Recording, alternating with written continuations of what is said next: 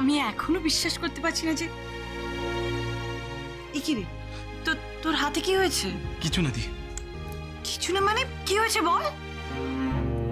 Actually ভোলে বাবার পুজো তো bell আর বেলপাতা ছাড়া হয় না, তাই বেলপাতা আর বেল পাড়তে বেলগাছে উঠেছিলাম। তুই বেলপাতা পার বেল গাছ কি চিনিস? রাধা আমাকে বেল গাছ চিনিয়েছে। চলুন মিস্টার ব্যানার্জি। অফিসার, আপনাদের সাথে পুলিশ স্টেশন যাওয়ার আগে আমি একবার রাধার সাথে দেখা করতে চাই। এই ফুল আর প্রসাদ রাধার মাথায় ছোঁয়াতে চাই, প্লিজ। ওকে, ঠিক আছে। না, ঠিক নেই।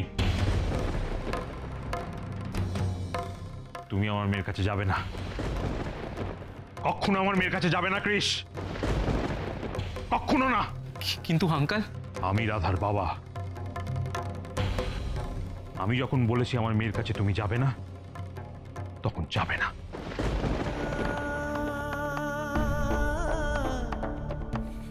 Okay uncle.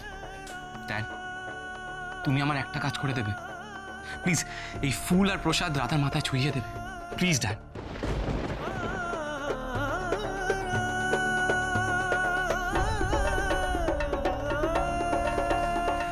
চলুন অফিসার।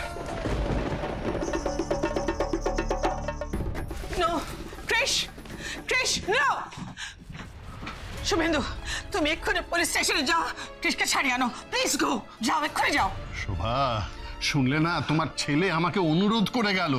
আর যতক্ষণ না রাধা মায়ের জ্ঞান ফিরছে আমি দুলালের পাশ থেকে কোথাও যেতে পারবো না। তাছাড়া আমি জানি আমার ছেলে নির্দোষ, ওর কোনো শাস্তি হতে পারে না। শুভেন্দু, আজ এইরকম একটা দিনে তোমার কাছে তোমার নিজের ছেলের চেয়ে বড় হয়ে গেল তোমার এই বন্ধু। হ্যাঁ ঠিক আছে, আমি নিজে থানায় গিয়ে আমার ছেলেকে ছাড়িয়ে আনবো। যারা, চলো। এই দেব, তুমি আমাদের ফ্যামিলি লয়ারকে একটু ফোন করো তো, যাও তাড়াতাড়ি। এই যে দুলাল বেরা, দুলাল বেরা, আপনাকে আমি কোনোদিন ক্ষমা করব না। কে চায় আপনার ক্ষমা? যান যান যান, আপনি যেখানে যাচ্ছেন যান, আমি আপনার কাছে ক্ষমা টমা চাই না।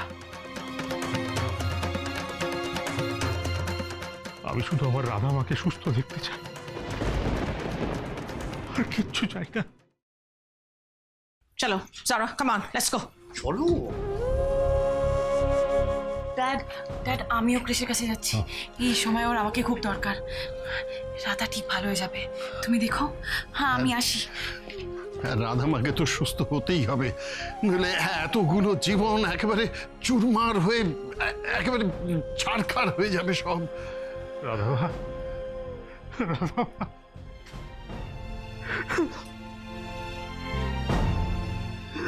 রাধা, এ তোর কি হলো রাধা মা? এ তোর কি হলো?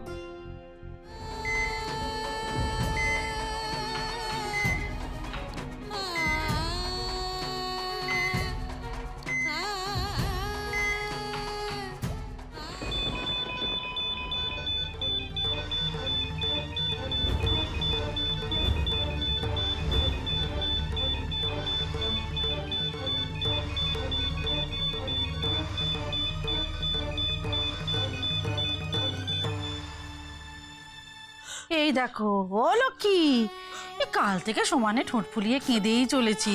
কিচ্ছু হবে না, শোন না, তোর দিদি ভালো হয়ে যাবে। দিদি, দিদি, এই দেখো আবার দিদি দিদি করে, বলছি তো দিদির কিছু হয়নি। আরে বাবা, ভালো মন্দ কিছু হলে এতক্ষণ একটা খবর এসে যেত না। মা, তুমি সবসময় দিদির নামে এরকম অশুভ কথা বলবে না তো।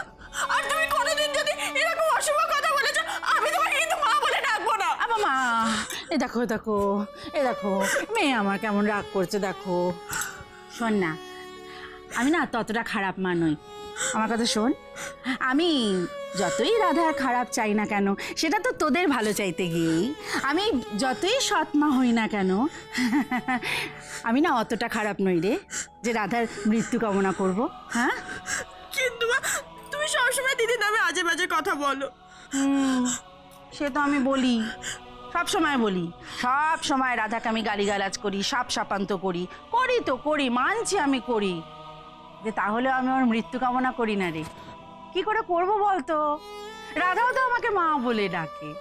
আমি তো দুই মেয়ের মা, মা হয়ে কখনো আরেকটা মেয়ের মরণ চাইতে পারি? পারি না। আচ্ছা ঠিক আছে, আমি ঠাকুরকে বলবো খন রাধাকে যেন ভালো করে দেয়। ঠাকুরকে ডাকা ছাড়া আর কোনো উপায় নেই কাকি।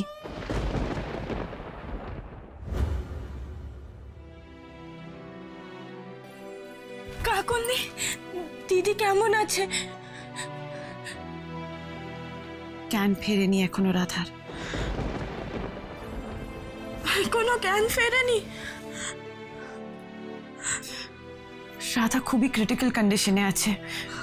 আসলে এমন একটা ডেঞ্জারাস পয়জন ওর পেটের মধ্যে গেছে, সাপের বিষ বলে কথা। কি?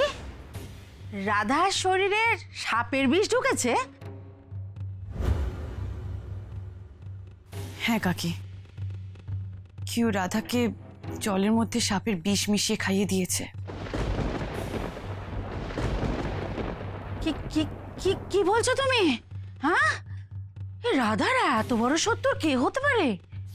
কাকি, যেহেতু রাধা কৃষের হাত থেকে জল খেয়েছিল, তাই পুলিশ কৃষকে সন্দেহ করছে। তারা এটাই ভাবছে যে কৃষি বোধহয় জলে বিষ মিশিয়েছে, আর তাই পুলিশ কৃষকে ধরে নিয়ে থানায় গেছে।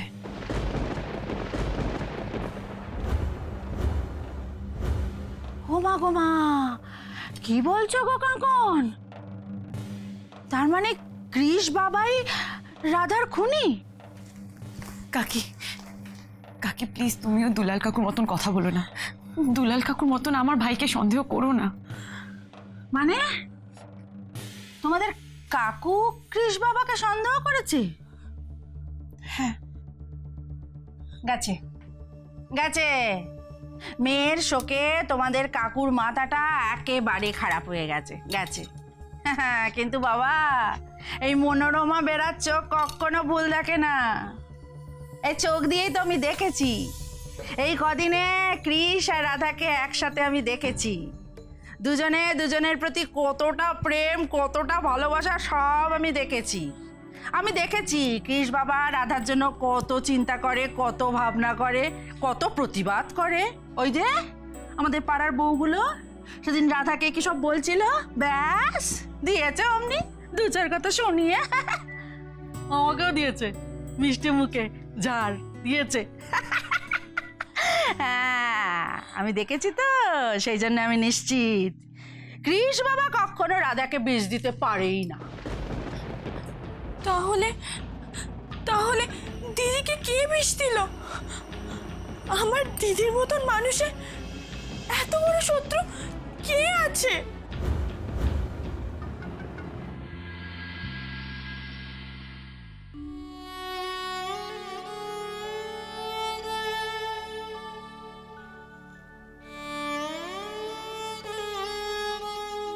দুলাল, দুলাল রে, আজ এক ফোঁটা বিষ আমাদের আজন্মের বন্ধুত্বের মধ্যে বিষ খুলে দিল। রাধারানী ব্যানার্জির বাড়ির লোক কেমন আছে? কেমন আছে রাধামা? কেমন আছে ডাক্তারবাবু? রাধামা কেমন আছে ডাক্তারবাবু? জ্ঞান ফিরেছে। আপনারা রাধারানী ব্যানার্জির কেবিনে আসুন।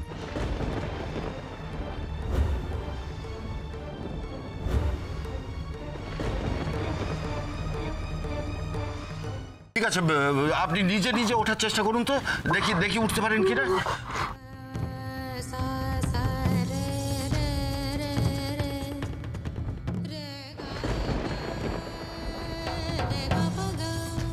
ও মাই গড, যা সন্দেহ করেছিলাম তাই। যা সন্দেহ করেছিলাম মানে? কি হয়েছে রাধার? ও অমন করে পড়ে যাচ্ছে কেন? সাপের বিষে রাধার শরীরের ডান দিকটা প্যারালিসিস হয়ে গেছে।